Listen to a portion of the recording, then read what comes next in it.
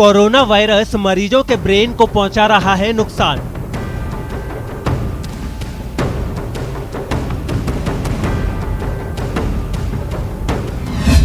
Mental health को प्रभावित करता है कोरोना वायरस।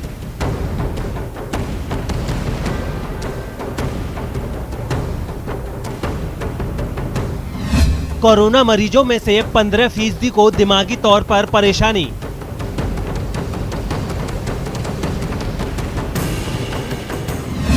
कोरोना संक्रमण के बाद मरीजों में न्यूरोलॉजिकल परेशानियां बढ़ी।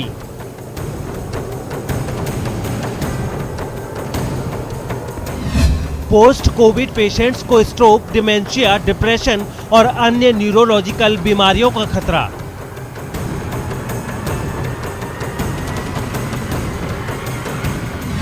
पोस्ट कोविड मरीजों को न्यूरोमीटर ट्रांसमीटर का भी खतरा।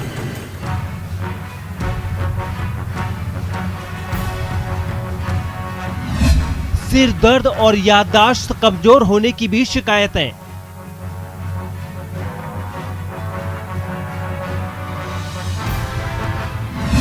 अब ब्रेन की नसों को भी नुकसान पहुंचा रहा है कोरोना वायरस।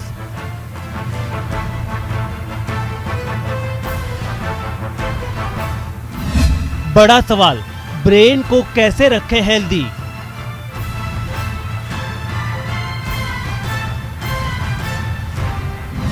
कोरोना महामारी दिमाग पर कितनी भारी?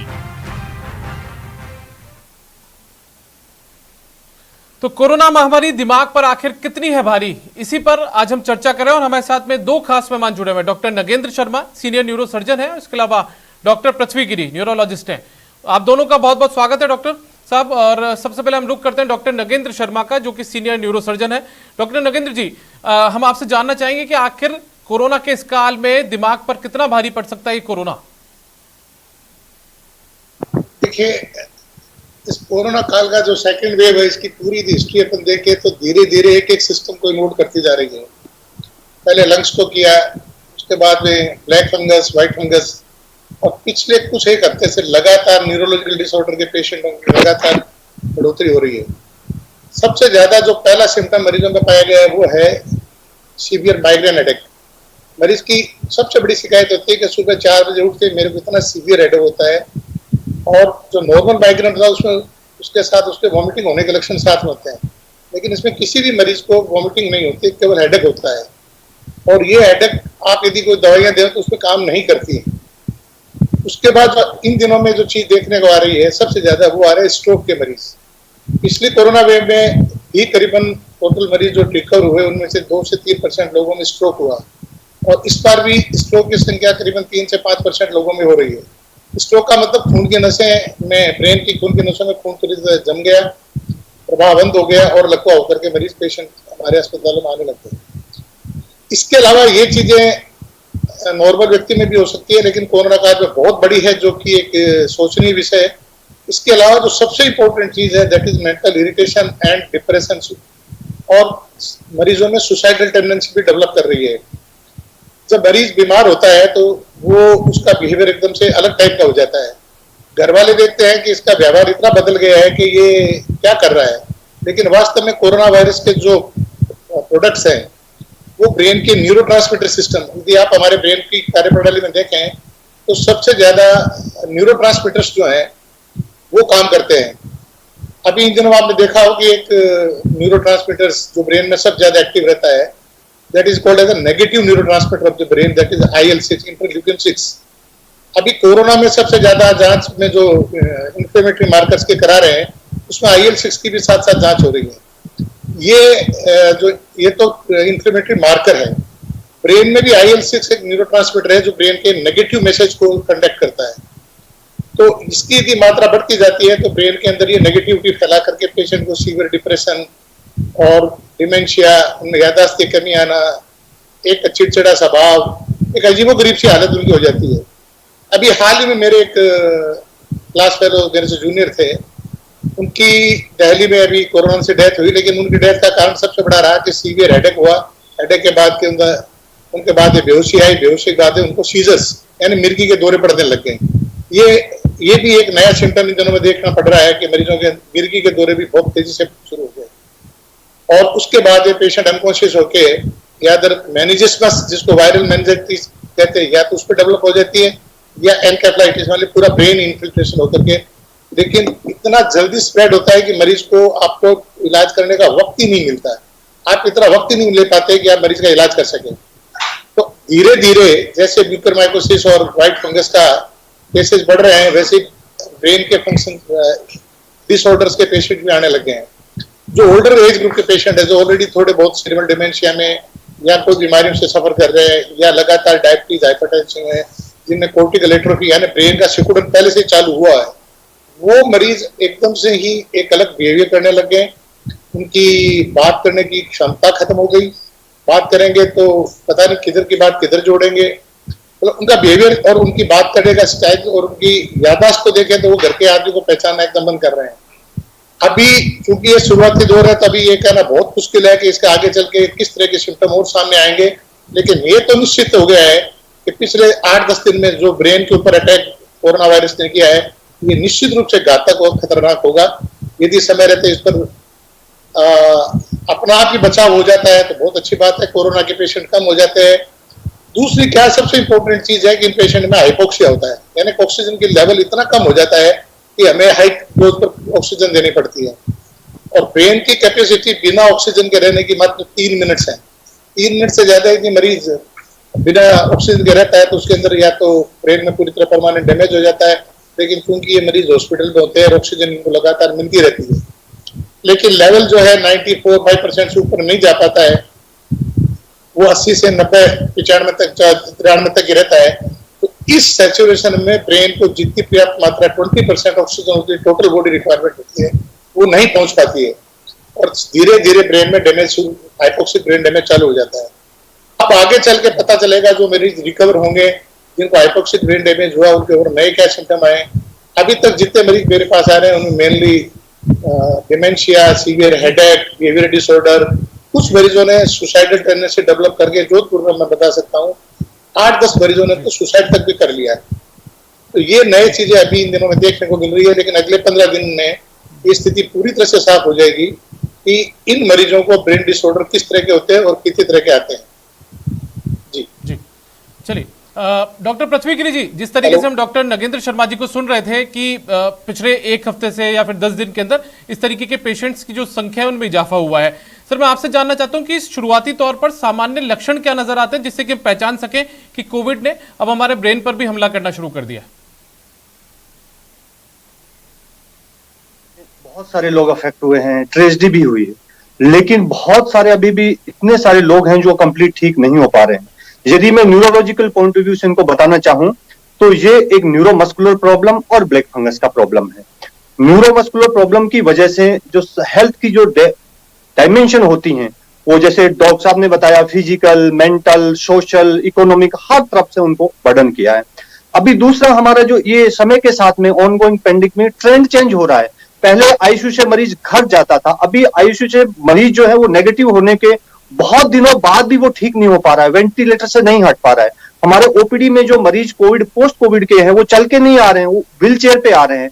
डेली लिविंग एक्टिविटी अफेक्ट हुई है। कोरोना ठीक होने के महीनों, कपल ऑफ मंथ्स के बाद भी मरीज अपनी रूटीन एक्टिविटी नहीं कर पा रहे हैं। उनको चलने फिरने, नहाने धोने के लिए असिस्टेंट की जरूरत पड़ रही है। उसके अलावा वर्कलोड लोग हैं वो वर्क पे नहीं लौट पा रहे हैं, और हॉस्पिटल में ऑक्यूपेंसी पहले ऐसा था कि नॉन कोविड मरीज के लिए बेड थे, अभी यहां तक दिक्कत आ रही है कि नॉन कोविड मरीज के लिए भी बेड नहीं है। तो कोरोना ने डायरेक्ट इनडायरेक्ट इसकी मेडिसिन से, लॉन्ग टर्म हॉस्पिटलाइजेशन से कहीं न कहीं हेल्थ को बुरी तरह से डैमेज किया है। इंपॉर्टेंट इसके लिए है कि कई बार कोविड का मरीज पोस्ट कोविड ये समझ के कि मुझे कोविड है, वो इसको बहुत हल्के में ले लेता है, और ये प्रॉब्लम है ये आगे बढ़ जाती है। ये ब्रेन से लेके ब्रेन में मेनिंजाइटिस, एनकेफेलाइटिस, स्ट्रोक होना, नसों में दिक्कत, मसल्स में दिक्कत, जीबीएस होना, झुंझुनाहट, सुनपन, क्रोनिक फटीग, ये बहुत एक ब्रॉड स्पेक्ट्रम है जिसके अभी भी मरीज परेशान हो रहे हैं। दूसरा ब्लैक फंगस, हमारे इतने सारे अभी मरीज देखने में आ रहे हैं, लोगों में अवेयरनेस नहीं होने की वजह से कई बार वो स्किन वालों के पास जाते हैं, कई बार वो सोच नहीं पाते। तो ये भी एक बहुत ही बड़ी प्रॉब्लम है ब्लैक फंगस की, जो एक हम मानते हैं कि मेडिकल साइंस में यदि एक बार ब्रेन में इंटर हो जाता है तो वो कैंसर से भी कई गुना घातक और एक डेथ सेंटेंस बन जाता है। तो कोरोना ने directly, indirectly, pre COVID, post COVID, हर तरह से जो सोसाइटी को हर तरह से, चाहे वो मेंस की ट्रेजेडी हुई हो, चाहे उनका इकोनॉमिक लॉस हुआ हो, मेंटल की यदि बात करें, सर जैसे बता रहे थे, हर 3 में से 1 मरीज नर्वस सिस्टम, चाहे वो मेंटल हेल्थ है, लोगों में ओवर थिंकिंग, नेगेटिव थिंकिंग की बहुत ज्यादा टेंडेंसी आ रही है, उसकी वजह से डिप्रेशन और कई सारे इश्यू सामने आ रहे हैं। डॉक्टर पृथ्वी गिरी जी, मैं आपसे एक चीज और समझना चाहूंगा यहाँ पर कि सामान्य तौर पर पोस्ट कोविड जब होता है, कोविड से कोई व्यक्ति मरीज रिकवर हुआ, उसके बाद में उसे सामान्य तौर पर लक्षण किस तरीके के नजर आए कि वो तुरंत किसी न्यूरोलॉजिस्ट से संपर्क कर सके या न्यूरोसर्जन से संपर्क कर सके?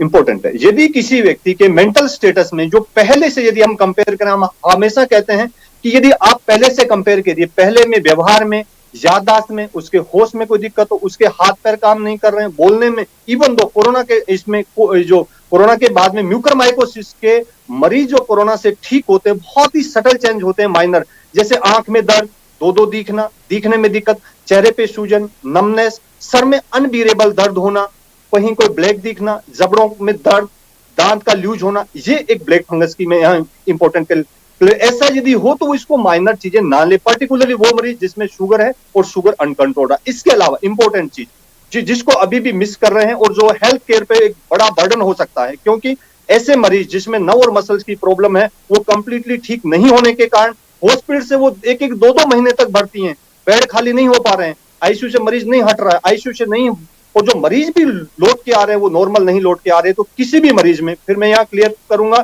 यदि कोई मरीज पहले की कंपेरिजन से उठ के बैठ नहीं पा रहा है, सीढ़ियां चढ़ने उतरने में दिक्कत है, उसको रोटी तोड़ने में, बटन लगाने में, हाथ से पकड़ने में, गर्दन हैंडल करने में, कहीं नमनेस, इस तरह की दिक्कत है, तो वो पोस्ट कोविड को इसको नॉर्मल ना लें और तुरंत डॉक्टर की सलाह दें।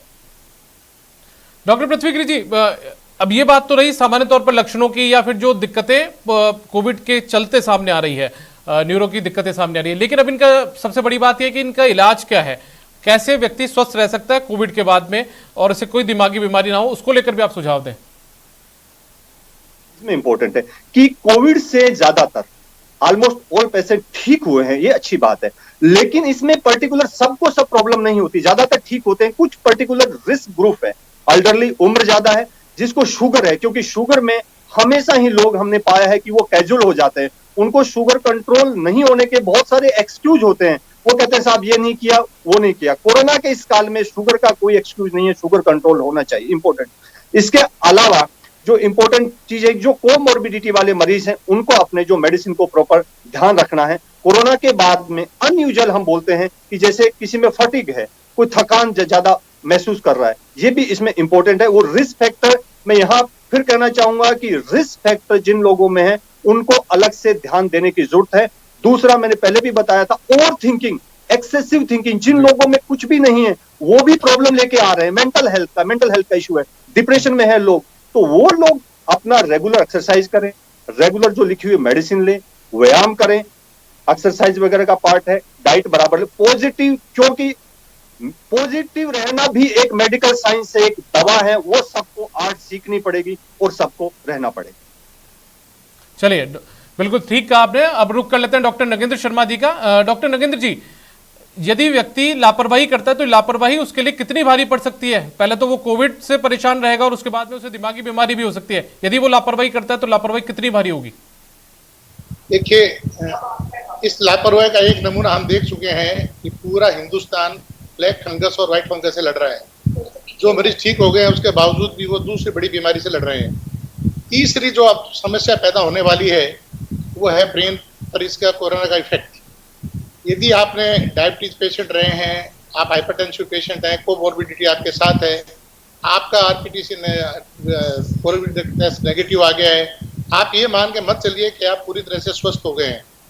आप अपने मेंटल हेल्थ पे ध्यान रखने के लिए बराबर आपको एक्टिव रहना पड़ेगा, डॉक्टर की सलाह बार बार लेनी पड़ेगी, क्योंकि ये कोरोना वायरस अब ब्रेन पे अटैक करने लग गई है। पिछले 8-10 दिन से लगातार मैं मरीजों को घर बैठे वीडियो कॉल से मरीजों का इलाज कर रहा हूँ, तो मेरे पास रोज सुबह 4 बजे फोन आते हैं कि सर बहुत तेज सर दर्द है, किसी हालत में भी नहीं रुक रहा है। ये एक नया सिम्टम पिछले 10 दिन से मैं लगातार ऑब्जर्व कर रहा हूँ। 4 बजे मरीजों के सीवियर हेडेक, यानी माइग्रेन हेडेक अब इसको माइग्रेन हेडेक है या और कोई तरह का हेडेक कहना ये बहुत थोड़ा सा मुश्किल है, लेकिन लगातार मरीजों के सीवियर हेडेक हो रहा है और उसमें बहुत सारी दवाइयां देने के बावजूद भी मात्र नेप्रोक्सिन एक ऐसी गोली है जो मरीजों के सर दर्द को ठीक कर रही है। क्यों कर रही है ये मैं नहीं बता सकता। दूसरा, इन दिनों में जो मरीज आ रहे हैं अस्पतालों में भर्ती हो रहे हैं वो हो रहे हैं लकवे के, यानी जिन मरीजों ने कोविड के टाइम में अपने कोमॉर्बिडिटी पर ध्यान नहीं दिया, ब्लड प्रेशर को ठीक नहीं रखा, डायबिटीज को कंट्रोल नहीं किया। एक तीसरा जो कॉम्प्लिकेशन इन दिनों में देखने आया जो कि अब ब्रेन डिजीज का कारण बन रहा है वो है कि मरीजों में पल्स रेट ब्रेडिकार्डिया जिसको हम कहते हैं हमारी मेडिकल भाषा वो काफी डेवलप हुई है। मरीजों की पल्स 40 से 50 तक पहुंच गई, उनका ब्लड प्रेशर जो बराबर था उससे थोड़ा कम हो गया है। लेकिन इस पर जब भी ध्यान नहीं दिया गया और उसको लापरवाही रखा गया तो 5-7 दिन के अंदर मरीज को या तो लकवा डेवलप हो जाएगा या उसके अंदर ब्रेन में कोई चिड़चिड़ापन, स्वभाव में, बिहेवियर में प्रॉब्लम और इतनी ज्यादा नेगेटिविटी, डिप्रेशन के सिम्टम उसके दिमाग में आ रहे हैं कि वो उसके घर वाले सोचते हैं कि ये कोई टेंशन में है, कोई प्रॉब्लम है, लेकिन ये पोस्ट कोविड सिम्टम्स हैं। तो कृपया जरा भी लापरवाही नहीं कराएं। यदि आपके शरीर में कोविड से रिकवरी होने के बाद में जरा भी कोई नया सिम्टम डेवलप हो रहा है, आप तुरंत अपने डॉक्टर से सलाह लीजिए, उसको इन्वेस्टिगेट करवाइए, उसका इलाज करवाइए। हो क्या रहा है कि लोग आप देखते हैं तो कोविड से रिकवर हो गए, अब हमारी डायबिटीज भी कंट्रोल हो गई, ब्लड प्रेशर भी ठीक चल रहा है और हमारे सब ठीक हो गया। नहीं, इस चीज को लापरवाह मत बनिए। आपका यदि ब्लड प्रेशर एक दिन कम हो गया है इसका मतलब नहीं है कि आप ब्लड प्रेशर से फ्री हो गए हो। बराबर कंट्रोल रखिए उस पर। आपकी यदि पल्स रेगुलरली कम होती जा रही है, ब्रेडिकार्डिया डेवलप हो रहा है, तो आप उस ब्रेडिकार्डिया को ठीक करने के लिए अपने कार्डियोलॉजिस्ट से तुरंत कंसल्ट करें। यदि आपके दिमाग में किसी तरह की एबनॉर्मल बिहेवियर, सुसाइडल टेंडेंसी, यदि आपके हाथ पैरों में सुन झंझनाहट आना, हाथ पैरों में ताकत की कमी आना, यदि आपकी याददाश्त कम हो रही है, तो ये सब इसको कोविड की रिकवरी फेज नहीं मान करके इसको कोविड का अटैक मानिए और तुरंत रूप से जल्दी डॉक्टर से कंसल्ट करिए। आप near by neuro physician, neuro surgeon जो भी मिले न्यूरोलॉजी के डॉक्टर से तुरंत कंसल्ट करिए। वो आपकी इस प्रॉब्लम को सोल्व करेगा, वॉच करेगा और वो आपकी इस प्रॉब्लम को रिसॉल्व कर देगा। और यदि आपने इसमें लापरवाही कर दी तो ब्रेन हैमरेज, ब्रेन पैरालिसिस और डिप्रेशन इस सीवियर तक आ सकता है कि आप कभी तो आप जरा भी, मैंने अभी इन दिनों में 5 मरीजों को जो कोविड से रिकवर हुए बच्चे और उनके अंदर इतना डिप्रेशन आया कि उन्होंने सुसाइड तक कर लिया। क्योंकि इस दौरान कोविड में जो हमारे न्यूरोट्रांसमीटर्स जो ब्रेन की एक्टिविटी को कंट्रोल करते हैं उसमें IL-6 इंटरल्यूकिन 6 जो न्यूरोट्रांसमीटर है जो ब्रेन में नेगेटिविटी पैदा करने का काम करता है। हमारे जो पॉजिटिव न्यूरोट्रांसमीटर्स हैं वो डोपामीन और ओपिएट्स। आप यदि अपने दिल में पॉजिटिविटी रखेंगे, जैसे मेरे पूरे वक्ता डॉक्टर साहब ने कहा कि positivity is a part of the treatment, is a very positive treatment of this treatment. वो नेगेटिव ट्रीटमेंट इसलिए हानिकारक है कि आपके जो न्यूरोट्रांसमीटर, नेगेटिव न्यूरोट्रांसमीटर है वो लगातार सीक्रेट होते रहेंगे और IL-6 की मात्रा यदि ब्रेन में बढ़ गई तो आपके जो सुसाइडल टेंडेंसी डेवलप करने के न्यूरोट्रांसमीटर 5-HT1, 5-HT2, यदि इन न्यूरोट्रांसमीटर्स की मात्रा बढ़ गई और आपके पॉजिटिव न्यूरोट्रांसमीटर जैसे ओपिएट्स हैं, डोपामिन है, यदि इनकी कमी आ गई तो आप डिप्रेशन और सुसाइडल टेंडेंसी तक के भी शिकार हो सकते हैं। इसलिए मेरा ये सबको सुझाव है कि कोरोना से ठीक होने के बाद भी कम से कम 30 दिन तक अपनी हेल्थ को पूरा नजर रखिए, कोई तरह की लापरवाही नहीं बरतिए। कोई भी सिम्टम नया डेवलप होता है उसको नेग्लेक्ट मत समझिए, उसको ये मान के मत चलिए कि मैं कोरोना से रिकवर हूँ। हर नया डेवलप सिम्टम आपको एक चेतावनी देके जा रहा है, आपको अपनी हेल्थ को सिक्योर करने के लिए वार्निंग दे रहा है कि आप जल्दी इस कंसल्टिंग डॉक्टर से। आज के 25 डॉक्टर नगेंद्र जी, मैं आपको एक बार यहाँ पर रोकना चाहूंगा और डॉक्टर पृथ्वी गिरी जी का रुख करना चाहूंगा। डॉक्टर पृथ्वी जी, आपने उपाय भी बता दिए, आपने लक्षण भी बताए, लेकिन मैं एक चीज और आपसे समझना चाहूंगा। अमूमन कोविड जिसमें भी हो रहा है और वो रिकवर हो रहा है, तो युवाओं में एक ऐसी धारणा देखने को मिल रही है कि हम कोविड से नेगेटिव हो चुके हैं, पॉजिटिव के बाद में नेगेटिव हुए हैं तो हम ठीक है। जो दिक्कतें पोस्ट कोविड आएंगी वो सिर्फ जो उम्र दराज लोग हैं, जो बड़ी उम्र के लोग हैं, उनके सामने दिक्कतें आएंगी। तो युवाओं में कितना खतरनाक ये दिमागी बीमारी हो सकती है? देखिए, मैं एक चीज और बताऊं मैं यहाँ पे कि कोविड के ठीक होने के बाद में मरीज का प्री कोविड नॉर्मल करना अभी एक बहुत बड़ा डॉक्टरों के लिए चैलेंज है। कुछ न कुछ कहीं न कहीं दिक्कत रहती है जो कोविड से ठीक हुआ मरीज मिस कर जाता है। पोस्ट कोविड में जो एंटीबॉडी बनती है कई बार वो ऑटो इम्यून बन जाती है, बॉडी को नहीं पहचान पाती और ज्यादातर हमारे जो देखने में आते हैं मरीज वो उनकी नसों पे बाइंड होके और उनके नर्व और मसल को वीक कर देती हैं। इंपॉर्टेंट है इस समय, जैसे कोविड की वेव कम होती जा रही है, बहुत अच्छी बात है, लेकिन अभी हमारा टारगेट है कि पेशेंट जो कोविड से पॉजिटिव थे, नेगेटिव अभी हुए हैं, वो कंप्लीट ठीक नहीं हो रहे, उनको अर्ली और कंप्लीट रिकवरी अभी हेल्थ केयर सिस्टम का प्रायोरिटी है, अर्ली और कंप्लीट रिकवरी। इसके लिए कोई एज पैरामीटर नहीं है। हाँ, जिन लोगों में कोर्मो अदर प्रॉब्लम है, डायबिटीज, हाइपरटेंशन, हार्ट या ब्रेन की ऑलरेडी रही है, वो ठीक है, उनमें रिस्क ज्यादा है, लेकिन इस चीज से कोई भी इम्यून नहीं है, किसी को भी हो सकता है। जो मैं नर्व मसल्स की जो बात कर रहा हूं, वो युवाओं में हमें ज्यादा देखने में आती है, उनमें ज्यादा है। तो पोस्ट कोविड किसी भी इस तरह की, जैसे सर ने कहा था, शर्मा सर ने, कुछ भी आपको अनयूजुअल लगे, जैसे दिखने में, चेहरे पे नमनेस, हाथ में नमनेस, बैठ के उठने में दिक्कत, हाथ में सुनपन, ये नर्वस सिस्टम का, ब्रेन से लेकर नर्व मसल्स की प्रॉब्लम हो सकती है।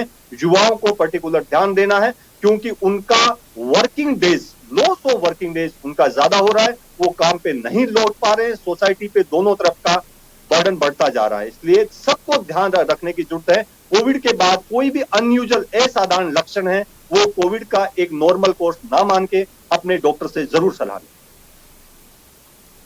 चलिए, डॉक्टर नगेंद्र शर्मा जी और डॉक्टर पृथ्वी गिरी जी, आपका बहुत बहुत शुक्रिया इस हमारे साथ जुड़ने के लिए और तमाम ये महत्वपूर्ण जानकारियां हमारे दर्शकों के लिए साझा करने के लिए।